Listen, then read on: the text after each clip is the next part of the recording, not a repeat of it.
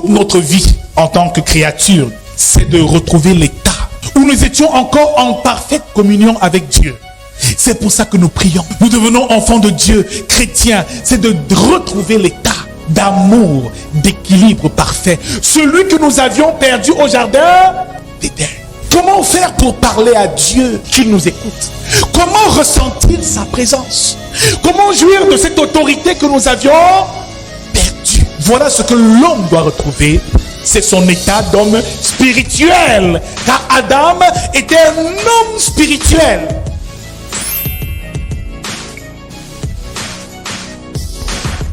Le problème ici, c'est que Adam et Ève, après avoir désobéi à Dieu et après avoir mangé le fruit de l'arbre de la connaissance du bien et du mal, leurs yeux se sont à une autre réalité, la réalité du péché. Ils ont pris conscience du péché, mais ils ont aussi pris conscience d'une autre chose, de leur nudité. Lorsque Dieu leur demande, pourquoi vous cachez-vous? Nous avons eu peur de ta voix. La peur s'est donc installée, mais aussi la honte. Nous sommes cachés parce que nous étions nus. Mais qui vous a appris que vous étiez nus? Bien-aimés dans le Seigneur, comprenez une chose. C'est que s'ils sont découverts qu'ils étaient nus, c'est que bien avant, ils étaient donc revêtus. Si la Bible nous fait comprendre qu'Adam et Ève étaient nus, c'est qu'ils étaient revêtus de quelque chose. Car si on dit que tu es nu, ça veut dire qu'on t'a enlevé tes vêtements. Quels vêtements Adam et Ève portaient? Car Adam et Ève n'étaient pas nus avant la chute. Ils étaient revêtus de quelque chose. Luc chapitre 4 verset 14 nous dit: Jésus revêtu de la puissance de l'Esprit retourna en Galilée. Et dans plusieurs récits de la Bible, la parole de Dieu nous parle de ce qu'on appelle le revêtement de l'Esprit. La chose qui a été retirée à Adam et Ève, c'était simplement l'Esprit de Dieu qui habillait Adam et Ève, dont ils étaient revêtus. Cet esprit qui représente ici le Saint-Esprit. Ils étaient habillés de vêtements somptueux, car il y a ce qu'on appelle le revêtement de l'Esprit de Dieu. Et Jésus, revêtu de la puissance d'en haut, à ce moment-là a commencé à accomplir des miracles. Si tu veux marcher par l'Esprit, devenir l'homme spirituel que tu souhaites être, tu dois comprendre 3 mécanismes essentiels. C'est que tu dois, numéro 1, être rempli du Saint-Esprit. C'est ce que Jésus y allait faire dans Matthieu chapitre 3, verset 17 au Jourdain. Lorsque le ciel s'est ouvert et que la colombe est descendue sur lui, il fut rempli du Saint-Esprit.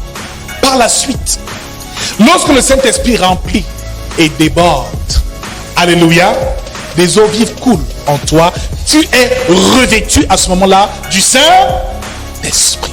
Le revêtement de l'Esprit t'amène donc par la suite à marcher ou à manifester par l'Esprit. Alléluia. Bien-aimés dans le Seigneur, le Saint-Esprit aujourd'hui, si nous nous renseignons bien, nous permet de parler le langage de Dieu et d'être conduits par l'Esprit de Dieu. Romains 8, 14 nous dit que c'est ceux qui sont conduits par l'Esprit de Dieu qui sont fils de Dieu. La Bible dit que dans Actes chapitre 2, des langues semblables à des langues de feu sont descendues dans la vie de tous ceux qui étaient dans la chambre haute. L'homme s'est mis à parler un langage spirituel. Par le Saint-Esprit, l'homme retrouve sa capacité à parler à Dieu et à être dans sa présence. La connexion est coupée. C'est que l'Esprit de Dieu a quitté l'homme. Il s'est retrouvé tout nu. Il est devenu un simple homme animal, un homme naturel. Ce qui veut dire que l'homme au jardin a été privé du surnaturel qui était ici, ce dont il était revêtu, de la gloire qu'il avait d'être à l'image et à la ressemblance de Dieu, d'avoir l'ADN divin. Toute notre vie, nous devons nous battre à retrouver cet état où nous pouvions parler à Dieu. La Bible nous fait comprendre aussi que par le Saint-Esprit, nous avons le pouvoir sur toute la puissance de l'ennemi. Et par le Saint-Esprit, nous retrouvons notre autorité. C'est que nous parlons des dons du Saint-Esprit. Par les dons du Saint-Esprit, l'homme retrouve son autorité, sa puissance, son pouvoir divin, celui dont il avait été privé et qu'il a perdu au jardin d'Éden. Aussi donc, lorsque nous venons au monde, nous ne venons pas au monde en tant qu'hommes spirituels. Ce qui veut dire que nous devenons enfants de Dieu. Nous devenons des hommes et des femmes spirituels. Nous ne naissons pas hommes et femmes spirituels. Devenir homme spirituel est donc un processus. Devenir un homme spirituel est donc un processus. Retrouver sa nature divine est un processus. Il faut donc comprendre comment le processus se fait.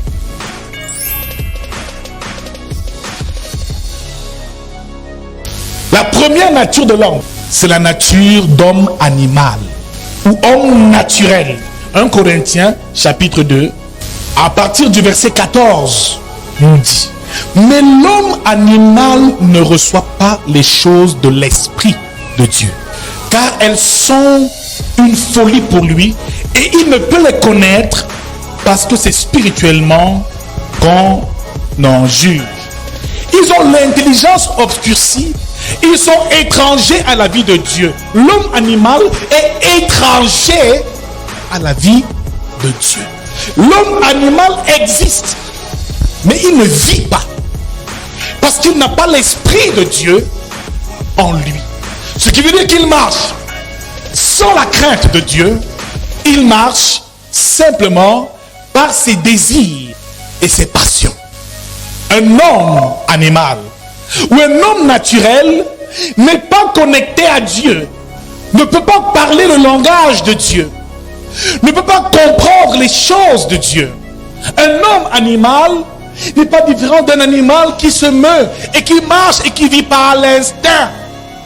Un homme animal, un homme naturel est coupé de la vie de Dieu ou de la vie de l'esprit. Tout ce que son âme dicte à son corps, il le fait. Il n'a aucune crainte de Dieu. Il ne sait pas honorer les choses sacrées. Un homme animal ne comprend jamais les choses spirituelles. Le signe qui montre qu'un homme est encore animal, c'est un homme qui n'arrive pas à communiquer avec Dieu. Le genre de personne que lorsqu'on prie, il s'ennuie. Lorsqu'on parle des choses qui édifient notre esprit, ça le fatigue.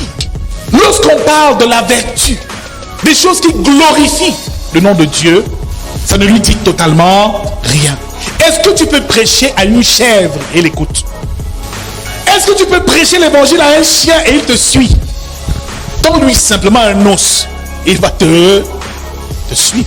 Donc l'homme animal ou l'homme charnel n'est pas différent de cet animal-là qui ne marche et qui ne vit que par l'instinct, par les désirs primaires. Il ne peut pas se réjouir dans la présence de Dieu. Il est coupé de la vie de Dieu. Pour le satisfaire, il faut que la chair soit satisfaite. Tout ce que son cœur, son âme lui dit de faire, il le fait. Il n'éprouve aucun remords. L'homme animal ne peut même pas aimer. L'homme animal vit dans le péché. Et le péché ne lui dit absolument rien. L'homme animal est heureux et exalte l'œuvre du mal. L'homme animal, pour lui passer une bonne soirée, c'est peut-être boire beaucoup d'alcool, oui, nourrir sa chair, manger des gros plats de nourriture et coucher avec toutes les femmes. Pour lui, il a passé une bonne soirée. Un homme animal peut t'égorger, te saigner comme un animal, parce qu'il veut seulement arracher ton sac. Il te prive de la vie, il part chez lui, il n'éprouve aucun, et je dis bien aucun remords. S'il y avait de l'argent et qu'avec cet argent, il a pu manger ou satisfaire sa chair, pour lui, il est en haut. Pendant que toi qui es spirituel, vivre une telle chose, égorger une personne de tes propres mains, frère, après prendre l'argent, aller manger, bien la culpabilité va te tuer. L'homme animal n'a donc aucune conscience du bien. Il pratique le mal. Il pratique les œuvres de la chair. Il marche seulement par son instinct primaire. L'homme animal, lorsque tu lui parles et qu'il a l'impression que tu l'agresses ou que tu lui déclares, c'est la bagarre tout de suite. Il est animal pour lui, c'est l'instinct. C'est simplement l'instinct qui le guide et qui le conduit. Il ne réfléchit pas. Il ne pense pas. Pour lui, c'est simplement la satisfaction de sa chair. L'homme animal, c'est celui qui te dit, mon frère, tu vas où? Je vais à l'église. Il y a à boire là-bas. Tu dis non, on vient seulement prier. Mon frère, 2 heures, tu es assis, tu pries, mon ami, que tu es devenu fou. Puis même 5 minutes, mais 2. Il ne comprend pas comment tu peux être assis pendant 2 heures à prier, à chanter et à louer Dieu. Pour lui, c'est un pot. Comment tu peux t'asseoir et dire que tu pries? Tu pries comment? Un homme naturel, conduit par l'instinct. Un homme qui n'est pas sensible aux choses de l'esprit. Tout ce qu'il aime, c'est quand la chair est satisfaite. Il prend plaisir aux œuvres de la chair.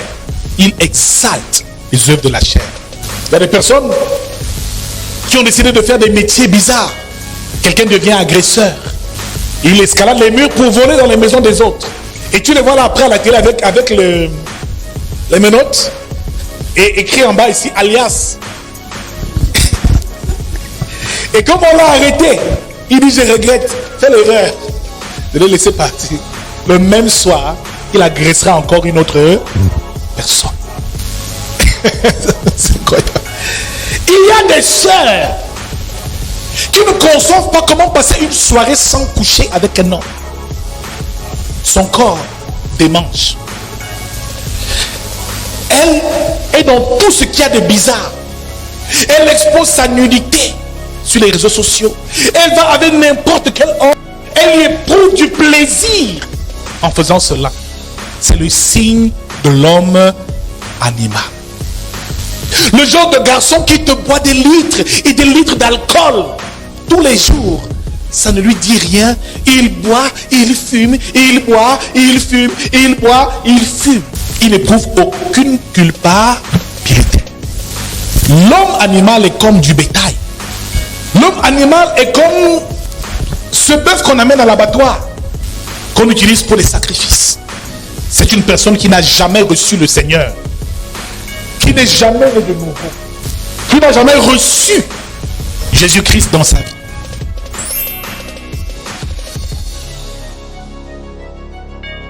Il y a l'homme charnel. L'apôtre Paul nous le dit ici. Dans 1 Corinthiens chapitre 3 à partir du verset 1. Il dit, pour moi frère, ce n'est pas comme à des hommes spirituels que j'ai pu vous parler, mais comme à des hommes charnels, comme à des enfants en Christ. Je vous ai donné du lait, non de la nourriture solide, car vous ne pouviez pas la supporter. Et vous ne le pouvez pas même à présent parce que vous êtes encore charnels. En effet, puisqu'il y a parmi vous de la jalousie et des disputes, n'est-ce pas, n'êtes-vous pas charnel et ne marchez-vous pas selon l'homme, différent de l'homme animal ou de l'homme naturel? L'homme charnel est celui qui a déjà reçu l'Esprit de Dieu. Est une personne qui est née de nouveau. Est une personne qui sait qui est Dieu. Est une personne qui a reçu la crainte de Dieu dans son cœur. C'est une personne qui est née de l'Esprit de Dieu. Malheureusement, est encore à un niveau de croissance inférieur et très bas. L'esprit, c'est un homme intérieur. La chair, c'est un homme extérieur. L'esprit en toi doit grandir. Ton homme intérieur doit grandir. Alors nous commençons tous la vie chrétienne.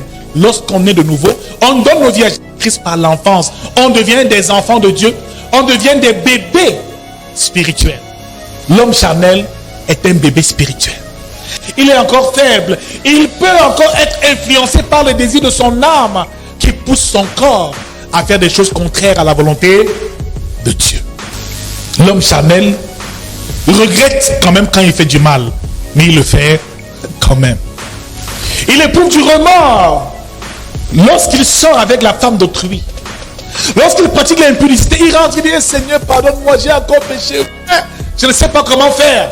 Le problème, c'est qu'il est encore charnel. c'est encore un bébé. Il a besoin d'être nourri. Nourri de la parole de Dieu, nourri du lait spirituel, il a besoin de grandir un peu. Celui donc qui est charnel pratique ce qu'on appelle les œuvres de la chair. Marchez selon l'esprit et vous n'accomplirez pas les désirs de la chair. Car la chair a des désirs contraires à l'esprit. Ils sont opposés l'un à l'autre. Quelqu'un qui est charnel veut venir à l'église, mais sa chair lui dit ne pars pas, reste jouer, regardez la télé. Quelqu'un qui est charnel veut venir prier avec vous, veut venir chanter les cantiques, mais son âme n'a pas encore été transformée. Il a reçu la nouvelle naissance en esprit, mais sa chair, son cœur, les sentiments de son cœur n'ont pas encore changé.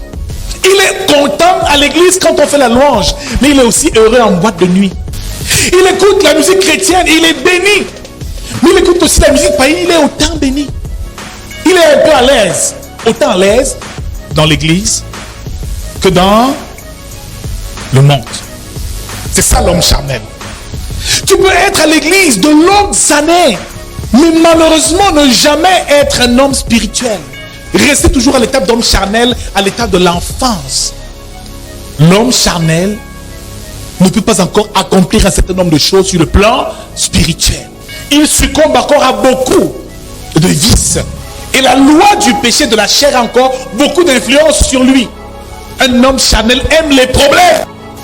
Elle finit le culte bien, elle dit amen. Quand elle sort mal, elle se met à insulter, elle se met à lutter, elle se met à maudire. Tu demandes, mon frère, c'est encore la même personne qui chantait ici avant. Dehors, quand elle quitte l'église, c'est une autre. Tant que tu n'as pas encore réellement changé, il te sera difficile de gagner ou de convertir une âme.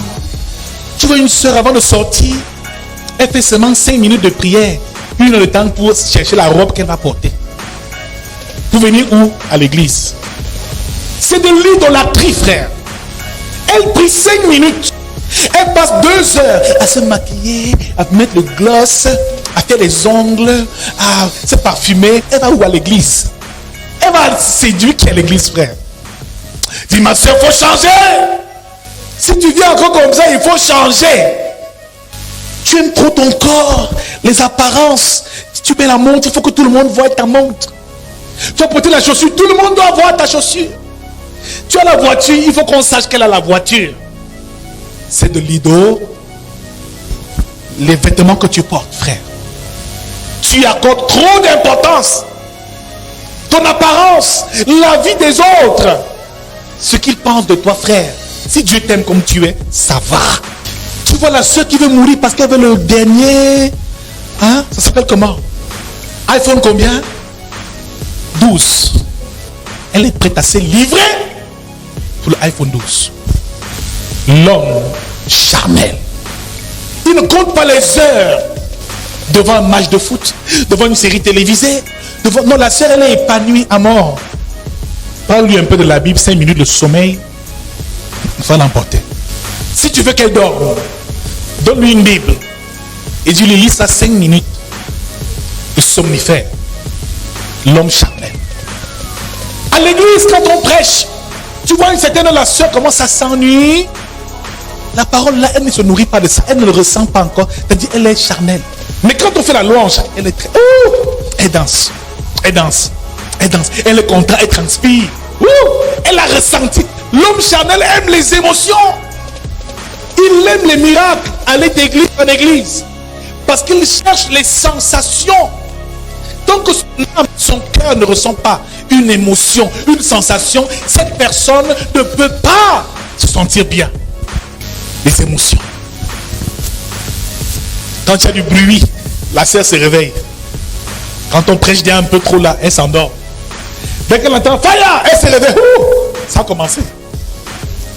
Les sectes, l'envie, la jalousie. Quelqu'un qui se fâche encore et qui est jaloux de l'autre. Qui raconte ce que l'autre m'a fait. Quelqu'un qui vient à l'église, une sœur, qui vient constamment te parler de ses frustrations. L'autre m'a fait ceci. Il m'a dit ça, ça m'a choqué. C'est l'homme charnel. Il est encore très émotif. jaloux de ce que l'autre a fait, il envie l'autre, voilà, il calomnie l'autre, il fait toutes ces choses, ce sont les œuvres de la chair.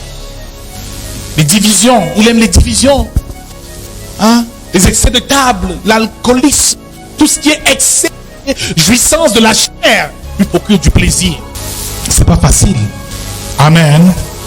Samson était un homme charnel. Il a reçu la révélation de Dieu, mais il aimait beaucoup les femmes. Et Delilah l'a trompé, il est tombé. Les Philistins l'ont dévasté.